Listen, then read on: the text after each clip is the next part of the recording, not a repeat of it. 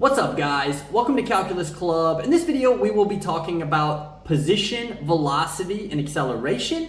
This is a super fun lesson with very practical application of calculus to physics and the real world. All right, let's get into it. So first off, I want to talk about something that you probably already know, but how does position and velocity relate to one another? So velocity is the rate at which your position is changing, okay? So, for example, if velocity is 3 meters per second, then your position is changing 3 meters every second, right? If it's 25 kilometers per hour, then your position will be changing 25 kilometers every hour. If it's 30 miles an hour, then your position will be changing 30 miles per hour or every hour. Okay? And the other thing I wanted to talk about before we really get into it is we are dealing with straight line motion in Calculus 1 or AB Calculus. And that is motion in only one dimension. So you're either going left and right or you're going up and down. Okay?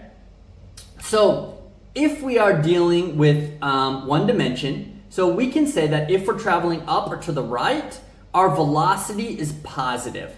If we are traveling down or to the left, the velocity will be negative. Okay? So let's say that I give you this equation for position. Now I'm going to call position x of t because what this actually represents is we are moving along a number line. So here we're only moving to the left and to the right. Okay? So for example, let's talk about some points, some different t values and x values. So if I plug in 0, so this of course is going to be t comma x, right? So if I plug in 0 to this equation, then my x will be 0, okay? So what does that mean? Well, that means at time equals 0, my position is x equals 0. All right, what about if I talk about my time equals to 2? Well, if I plug in 2 to this equation, it will output 2.4, and feel free to use Desmos or your calculator to check these numbers, okay? So if I plug in 2, I will output 2.4. What does that mean? That means at t equal 2, my position will be 2.4. So I will be right here at 2.4, okay? Well, what about if my t equals to 7? Well, at t equals 7, I'm actually at negative 2.1. So my x position is negative 2.1. So you can see that if I were to just have a bunch of points on this line for different point values, or even if I were to connect the points, well, this doesn't really give me too much information. Like if I didn't have this, this function and I only had some points in a line, I have no idea what's going on here, all right? So what you're gonna actually do is we're gonna actually create a two-dimensional graph to talk about one-dimensional motion, okay? So what I'm gonna do is I'm gonna graph this. So if I graph this function, what I'm gonna do is I'm gonna put time in seconds on the x-axis, and then on the y-axis, I'm actually gonna put our position x of t. Okay, so this 0, 0 represents t equals 0 and x equals 0. This 2.4 represents t equals to 2 and our x is 2.4.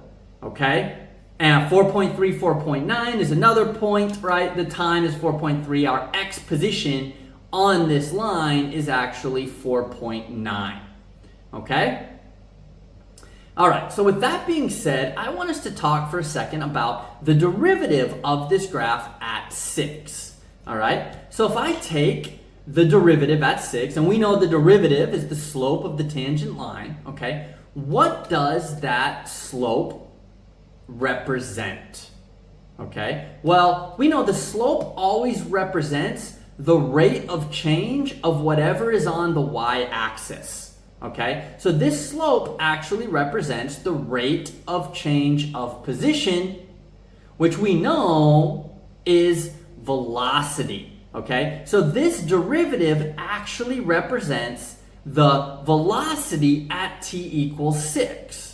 okay? So if we actually wanted to compute that, we definitely could. All we would have to do is go ahead and take that derivative,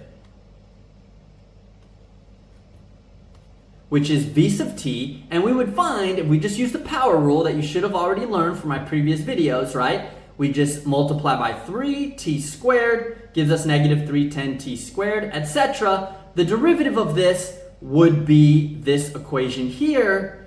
If we evaluated that derivative at 6, we would get the slope of this tangent line, which is negative 3.2 meters per second.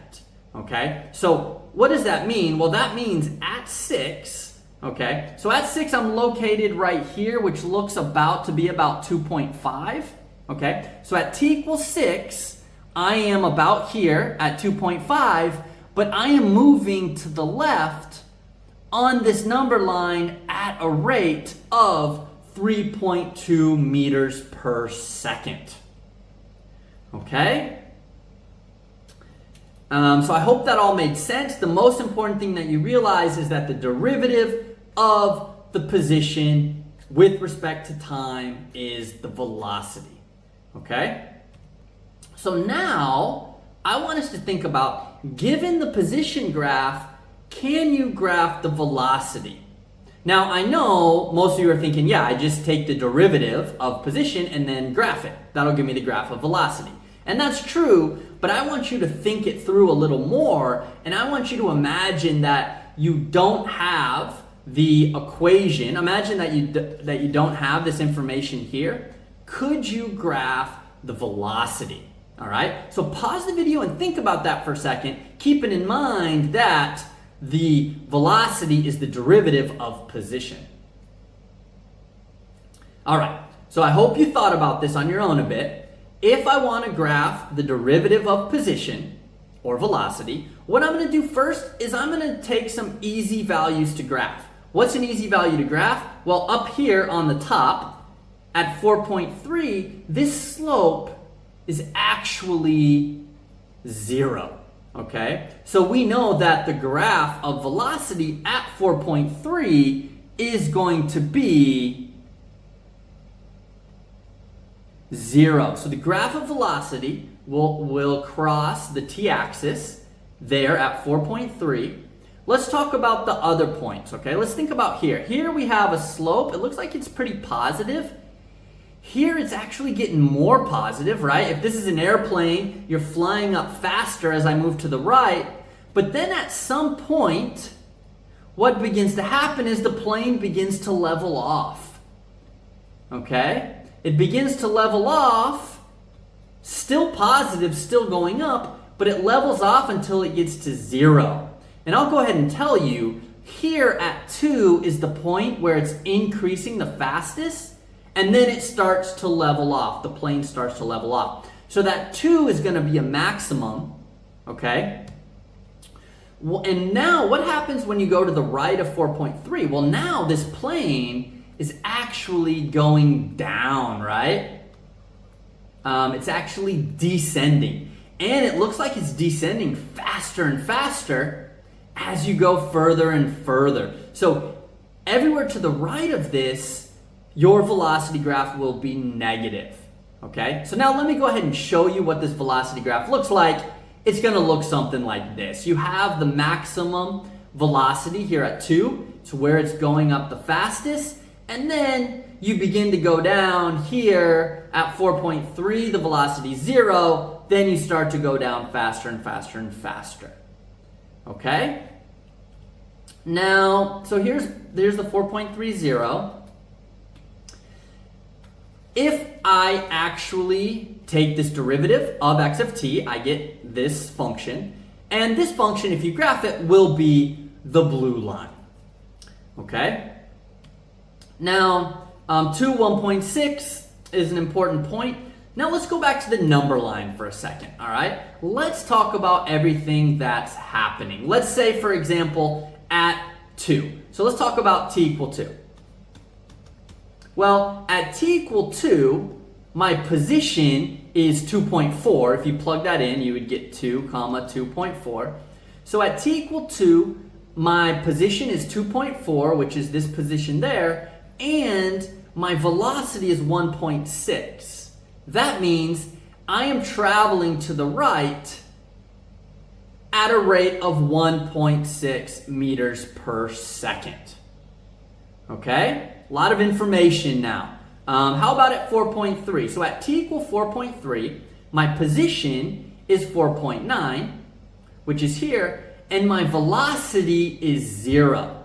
That means at 4.3, at t equal 4.3, at position x, 4.9, my velocity is 0 because that's at the point where I begin to change directions and I start moving back to the left, right? And we know that because velocity is negative, which means moving to the left, okay?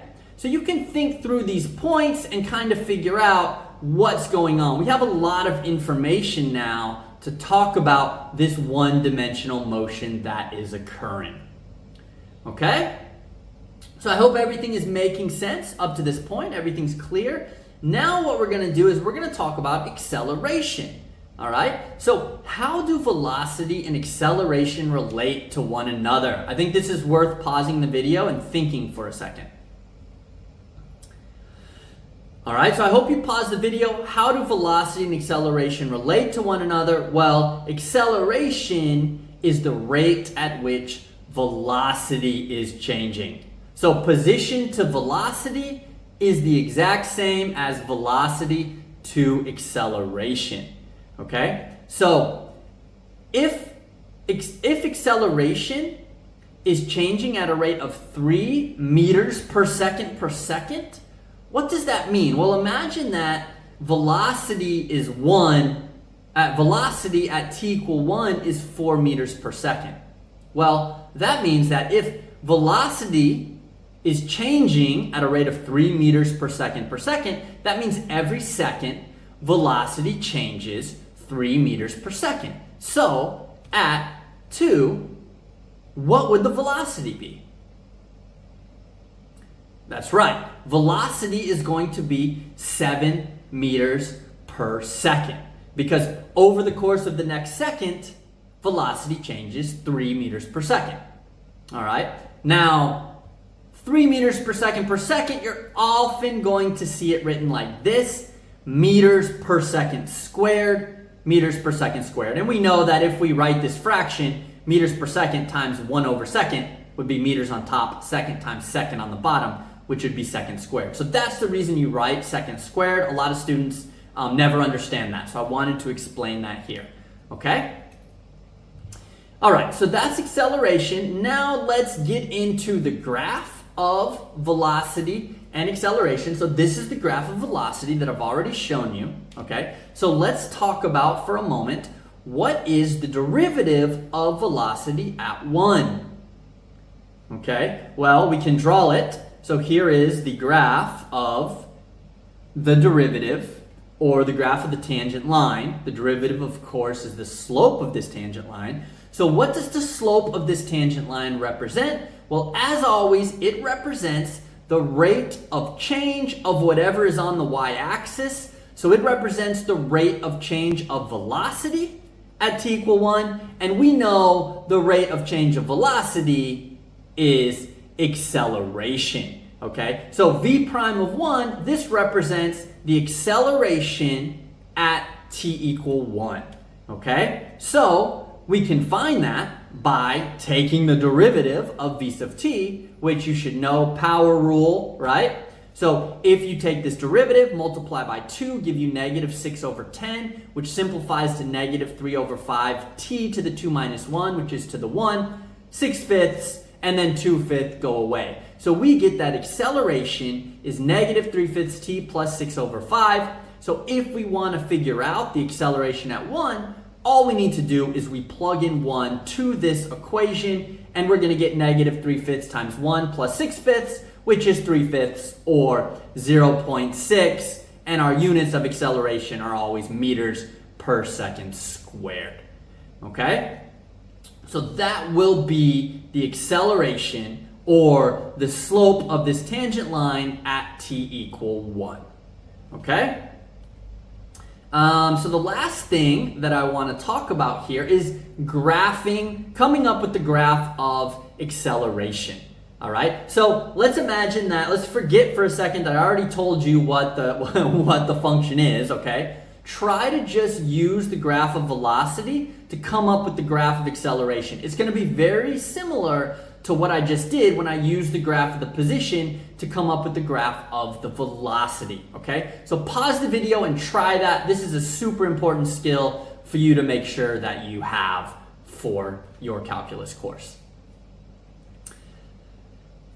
Okay, I hope you paused the video and you tried this for a second. Let's start with the easiest point to graph on the graph of acceleration, and that is where the derivative is 0, okay? The derivative of 0 is here at 2.1, all right? So we can start by going to t equal 2, I'm sorry, not 2.1, at t equal 2, right? The velocity is 1.6, but the acceleration is 0. So at t equal 2, we have an acceleration of 0.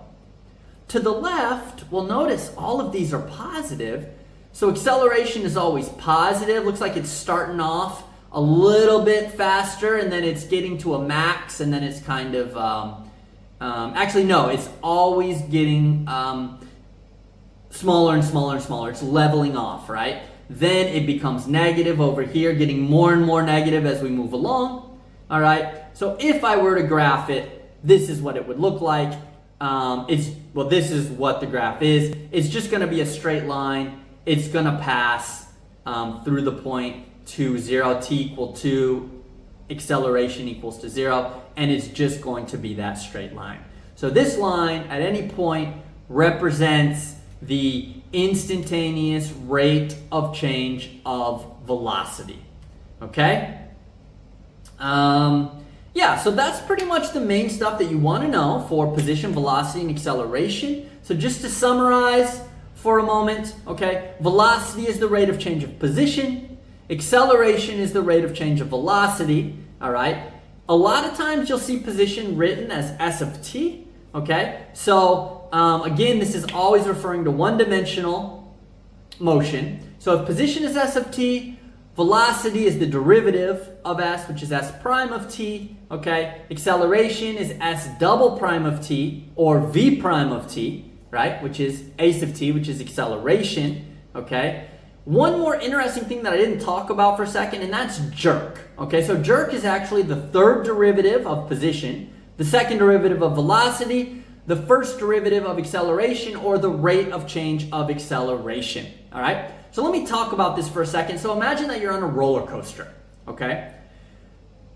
Velocity, we know, is not always felt. Once you get up to a constant velocity, like if you're in a car, you don't actually feel the velocity because your body is also traveling at that same rate. Acceleration, you can kind of imagine as like that force, that pressure that you feel when you're in your seat, like you're on a roller coaster. If you're accelerating, then you're kind of pressed back against the seat and you feel that acceleration on you. It's kind of like a force. And the reason the force is mass times acceleration, but acceleration is like that force that you feel. Jerk, on the other hand, is like that abrupt jerk. If you're on a roller coaster at that, at that instant that you start when you're at 0 and you feel that, where you really get pushed back, that's the jerk. And you feel that because that's the rate of change of acceleration. It's not like that constant force you feel with acceleration, right? Where you're just pressed hard against the back of your seat. Velocity, as I already said, you don't really feel. The only thing you feel is that acceleration, okay? So kind of interesting stuff to think about. Super practical and important application to physics. And that's pretty much it for this video. So this is just part 1. I'm going to talk about velocity, position, velocity, and acceleration a little bit more in another video I'll call part 2. But this is all for part 1. So thanks for watching. I hope this makes position, velocity, and acceleration a little bit easier. And I hope you tune in for part 2. All right. Thanks for watching. Bye-bye.